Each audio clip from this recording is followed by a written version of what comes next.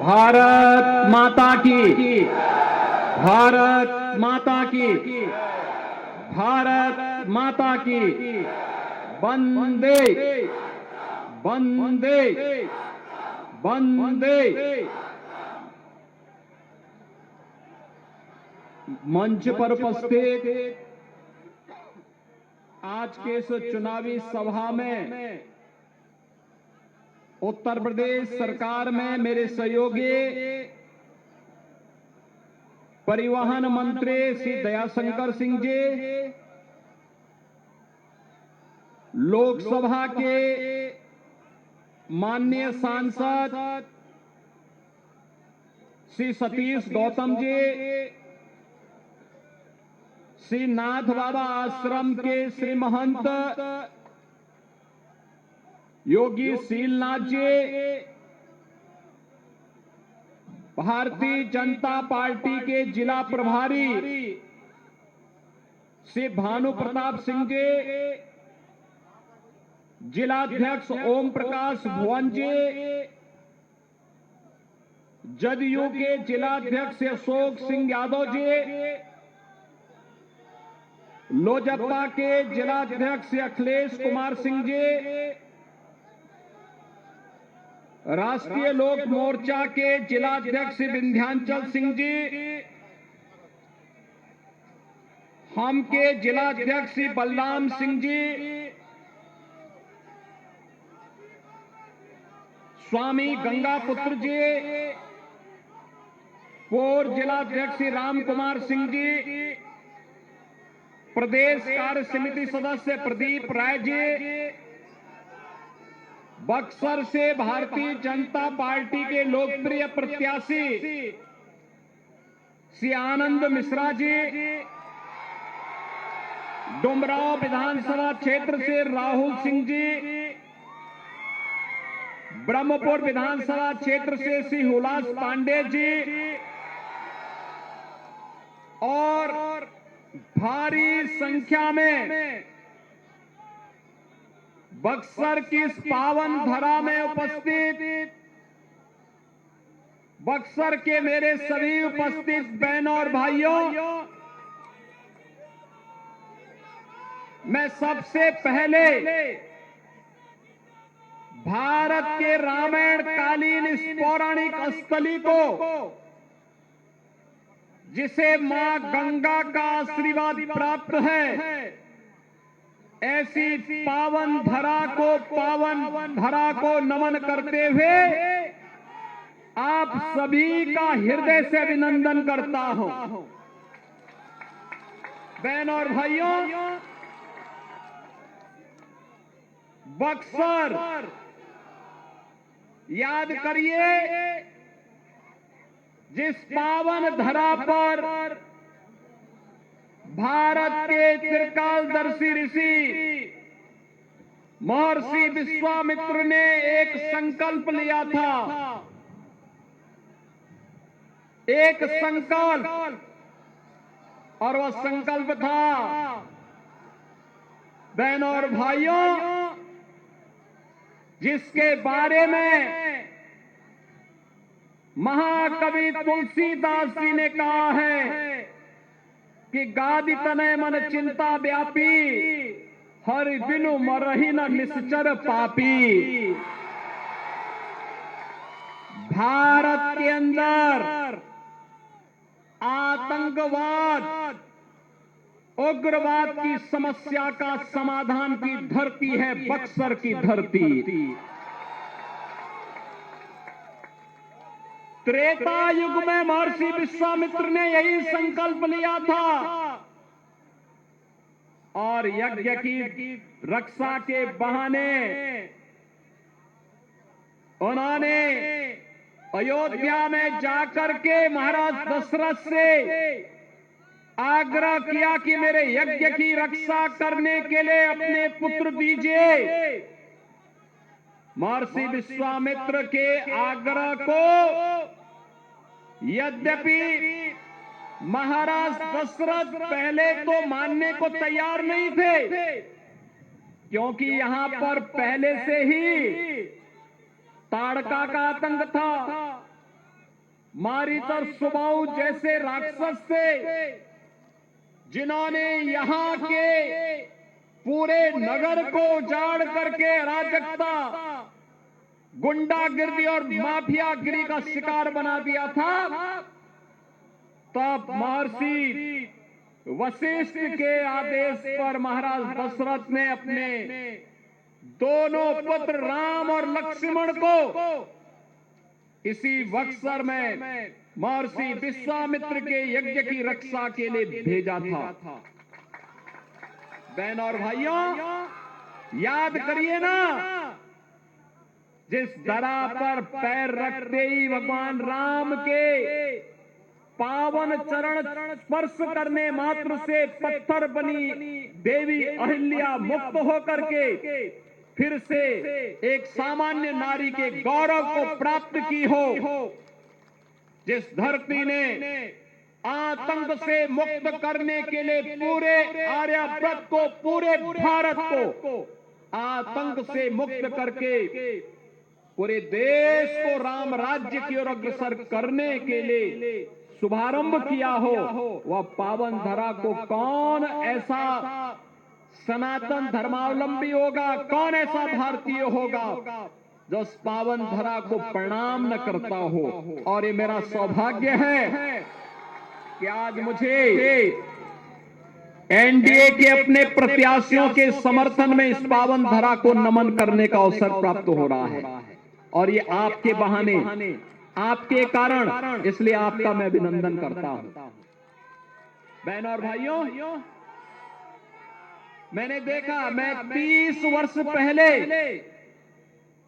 बक्सर में श्रीनाथ बाबा आश्रम में आकर के, उस समय यहां पे हमारे पूज्य महंत त्रिलोकनाथ जी महाराज, बहुत सिद्ध योगी यहां पर रहते थे।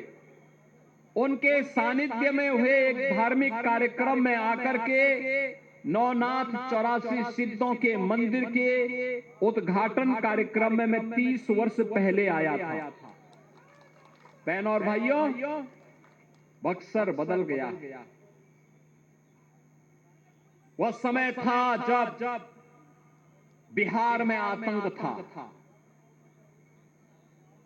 उस समय बिहार में अराजकता थी,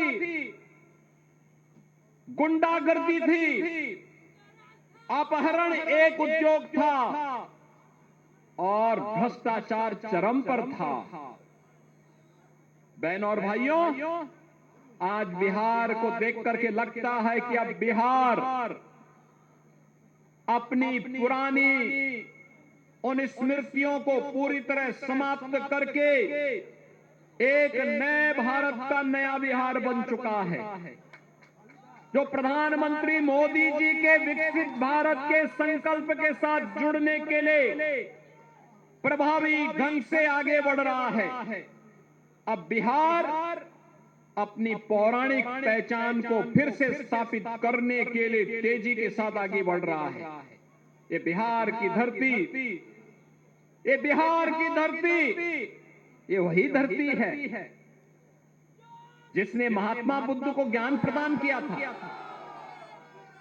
बहन और भाइयों, बिहार की धरती वही है जिसने भारत को स्वर्ण युग में ले जाने का कार्य किया था चंद्रगुप्त मौर्य के समय में, और जिस बिहार ने चाणक्य जैसा गुरु दिया हो, ये वही बिहार है जिस बिहार ने देश की आजादी की लड़ाई में बढ़ चढ़ करके भाग लिया।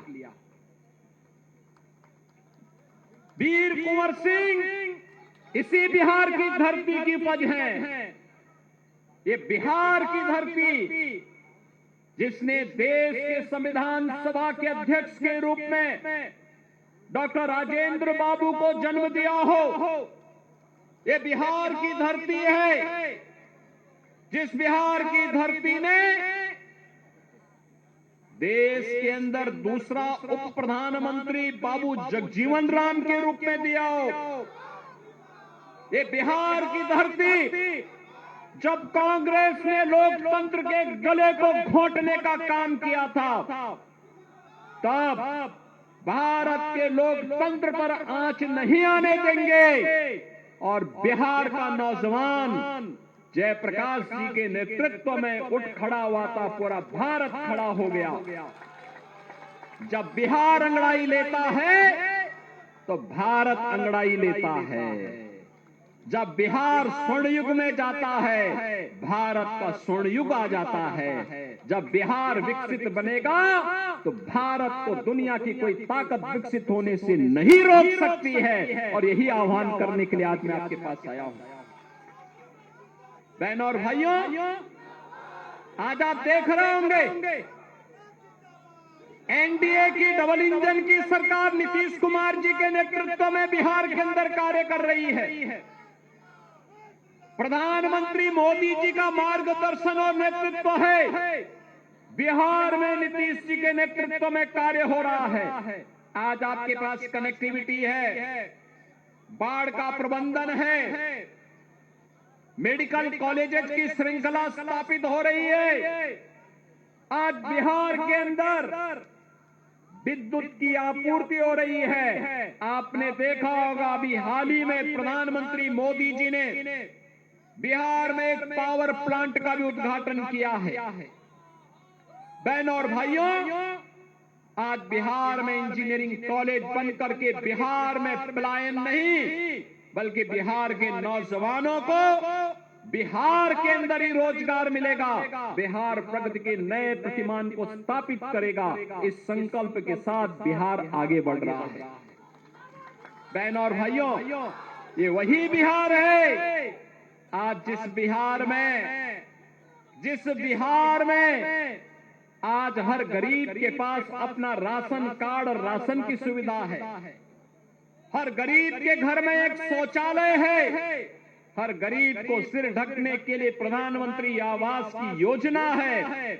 ये वही बिहार है जिस बिहार में स्वस्थ ईंधन के लिए उज्ज्वला योजना का कनेक्शन फ्री में उपलब्ध करवाने का कार्य मोदी जी ने किया है। और हर गरीब के लिए स्वास्थ्य के लिए आयुष्मान भारत की सुविधा भी है। सबका साथ और सबका विकास ऐसे ही है। सबके पास विकास पहुंचा है, सबको सुरक्षा की गारंटी है। अब बहनों और भाइयों, आरजेडी की लालटेन की धुंधली लाइट याद करिए, जब डकैती टालनी होती थी लालटेन बुझा देते थे और कांग्रेस और आरजेडी मिलकर के अरे गरीब का ही नहीं खाते थे, पशुओं का चारा भी डकार जाते थे। मैं सच बोल रहा हूं ना, गलत तो नहीं बोल रहा हूं ना। और ये वही लोग हैं, मैं तो यहां आपका बखान कर रहा हूं बक्सर का, कि महर्षि विश्वामित्र ने इसी धरती पे संकल्प लिया था कि भारत को आतंकवाद से मुक्त करना है तो राम और लक्ष्मण को यहां लेके आना पड़ेगा। और कांग्रेस कहती है, कांग्रेस क्या कहती है? कहती राम हुए ही नहीं। ये भगवान के ही अस्तित्व पर प्रश्न खड़ा करती है, जैसे कि कांग्रेस और उसका वंशवाद ही रहा है, बाकी कोई नहीं रहा है। बहनों और भाइयों, भगवान के अस्तित्व पर प्रश्न खड़ा करते हैं। आरजेडी भगवान राम के रथ को रोकती है और समाजवादी पार्टी, इनका जो यूपी का पार्टनर है ना, यह भी राम भक्तों पर गोली चलाती है। ये लोग कहते थे राम मंदिर कभी नहीं बन सकता। बहनों और भाइयों, आरजेडी और कांग्रेस के लोग क्या कह रहे हैं? कह रहे हैं अयोध्या में जहां राम मंदिर बना है वहां हॉस्पिटल बनना चाहिए। इन मूर्खों को यह भी नहीं पता है कि राम मंदिर के निर्माण के पहले अयोध्या में भारतीय जनता पार्टी की डबल इंजन सरकार ने उत्तर प्रदेश के अंदर पहले राजऋषि महाराज दशरथ मेडिकल कॉलेज का निर्माण किया, फिर महर्षि वाल्मीकि के नाम पर इंटरनेशनल एयरपोर्ट का निर्माण किया, और फिर 500 वर्षों के कलंक को समाप्त करके जो राम भक्तों की एक आस थी कि रामलला हम आएंगे मंदिर वहीं, रामलला हम आएंगे मंदिर वहीं, और राम मंदिर का भव्य मंदिर का निर्माण हो गया ना, हो गया ना। क्या ये काम कांग्रेस कर पाती? क्या ये काम आरजेडी कर पाती? क्या ये काम समाजवादी पार्टी करती? यह काम तो मोदी जी के नेतृत्व में भारतीय जनता पार्टी ही कर सकती है। कर दिया ना। और बहनों और भाइयों, यही कहने के लिए मैं आया हूं। मैं तो आज आपके पास यहां आया हूं, लेकिन भारत के यशस्वी गृह मंत्री जी ने कहा है मार्च 2026 तक भारत को ताड़का, मारीच और सुबह रूपी नक्सलवाद, उग्रवाद और आतंकवाद से मुक्त करके रख देंगे। आप गृह मंत्री जी के संकल्प के साथ हैं या नहीं है? नक्सलवाद समाप्त होना चाहिए कि नहीं होना चाहिए?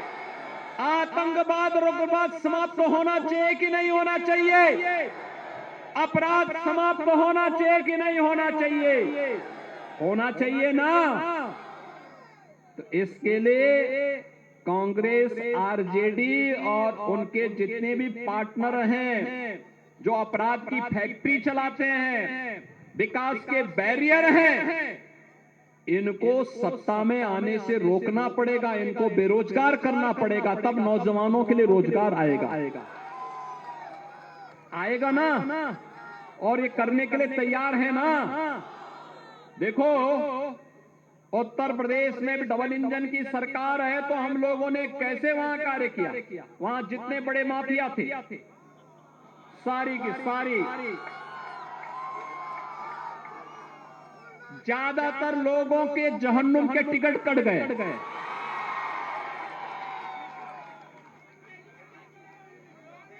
जो गरीब को मारेगा, बहन बेटियों की इज्जत के साथ खिलवाड़ करेगा, व्यापारियों का अपहरण करेगा, नौजवानों के रोजगार पर सेंध लगाएगा, तो उसके लिए तो यमराज के घर का ही टिकट होगा ना। और दूसरा, उनके खानदान ने भी जितनी प्रॉपर्टी बनाई होगी अवैध तरीके से, गरीबों का शोषण करके, अपहरण करके, हमारी सरकार ने, डबल इंजन की भाजपा की सरकार ने उस पैसे, उस पूरी प्रॉपर्टी को अपने कब्जे में लेकर के गरीबों के लिए आवास बना डाली। गरीबों के लिए आवास, हर गरीब को आवास मिल रहा है। आज उत्तर प्रदेश राम राज्य के नए युग में प्रवेश कर चुका है। आज अयोध्या धाम दुनिया की सुंदरतम नगरी में स्थापित हो गया है। कितने लोग अयोध्या गए हैं? विकास दिखाई दिया ना। काशी में काशी विश्वनाथ धाम कितने गए? आप मुझे बताओ। मोदी जी प्रधानमंत्री हैं और डबल इंजन की भाजपा की सरकार है, तभी ये काम हो पा रहा है ना। क्या ये काम कांग्रेस और उसके पार्टनर कर पाते क्या? अरे सब तो डकैती डालने वाले लोग हैं। लैल्टेन का उजाला दिखा करके और चुपचाप बंद करके फिर डकैती डालते थे। ये करते थे ना। और इसीलिए आपको कहने के लिए मैं आया हूं, क्योंकि बिहार हमारी माता जानकी का मायका भी है। और इसीलिए हम लोगों ने अयोध्या से सीतामढ़ी के लिए 6155 करोड़ रुपए का एक राम जानकी मार्ग के निर्माण के कार्य को इस स्तर पर आगे बढ़ाया है। और अभी तो बक्सर को हम लोग सीधे लखनऊ और दिल्ली तक जोड़ने के लिए भी एक बड़े कार्य को आगे बढ़ा रहे हैं। पूर्वांचल एक्सप्रेसवे देखा है ना आप लोगों ने। तो पूर्वांचल एक्सप्रेसवे बक्सर की तरफ अब आगे बढ़ रहा है। ये जो उत्तर प्रदेश का परिवहन मंत्री है ना, दया शंकर सिंह की भी जन्मभूमि यही बक्सर है। ये बक्सर से ही वहां गए हैं, बलिया में, और इसीलिए इनका जोर है कि अब उत्तर प्रदेश परिवहन निगम की बस लखनऊ से सीधे बक्सर को जोड़ ले, बक्सर से सीधे अयोध्या धाम जोड़ ले। याद करिए, त्रेता युग में महर्षि विश्वामित्र को अयोध्या धाम से बक्सर आने में कई दिन लगे थे। खैर, महर्षि विश्वामित्र उस समय बहुत सारे राक्षसों को निपटाते हुए आ रहे थे। कहीं ताड़का को मारना है, कहीं मारीच को मारना है, कहीं मारीच को भगाना है, कहीं सुबाहु को मारना है। और आज भी नाम बदले हैं, काम उनका वही है। जो ये भ्रष्टाचारी हैं, जो ये आतंकवादी हैं, जो ये उग्रवादी हैं, ये नक्सलवादी हैं, इनका काम वही है जो ताड़का, मारीच और सुबाहु का था। और इनके साथ वही व्यवहार होना चाहिए जो भगवान राम ने इनके साथ किया था। निस्सरहीन करो मही, मुझ उठाए प्रण कीन। और यही प्रण इस चुनाव में आप सबको करना है। बिहार को अराजकता से मुक्त करने वाली एनडीए सरकार फिर से चाहिए। बिहार को विकास के पथ पर अग्रसर करने वाली एनडीए सरकार फिर से चाहिए। बिहार के विकास को आगे बढ़ाना है। बिहार में बिना भेदभाव के यहाँ के नौजवानों के लिए, यहाँ के गरीबों के लिए, यहाँ के किसानों के लिए, यहाँ की माता और बहनों के विकास के लिए और यहाँ की व्यापारियों की सुरक्षा के लिए एनडीए की डबल इंजन की सरकार आवश्यक है। और इसके लिए एनडीए ने अपने योग्यतम प्रत्याशी दिए हैं। आप सोचो,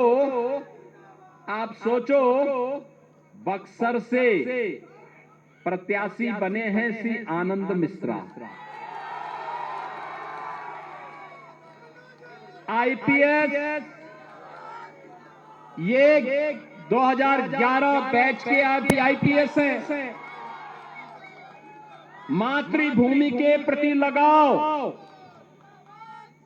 भ्रष्टाचार के खिलाफ लड़ने का जज्बा और बिहार के नौजवानों को फिर विकास के पथ पर अग्रसर करने के लिए कार्य कर सकें और इनको भी यूपीएससी के साथ साथ तमाम प्रतियोगी परीक्षाओं में आगे बढ़ने के लिए प्लेटफॉर्म दे सकें, इसके लिए उन्होंने भारतीय जनता पार्टी के मंच का उपयोग करते हुए वे बक्सर से प्रत्याशी बनकर के आपके बीच आए हैं। डुमरांव से यहाँ डुमरांव से श्री राहुल सिंह को प्रत्याशी बना करके उतारा गया है और ब्रह्मपुर से शिवलास पांडे जी को यहाँ पर एनडीए ने अपना प्रत्याशी बना करके उतारा है। आप सभी इन तीनों प्रत्याशियों को बना के भेजेंगे। पीछे तक आवाज आनी चाहिए।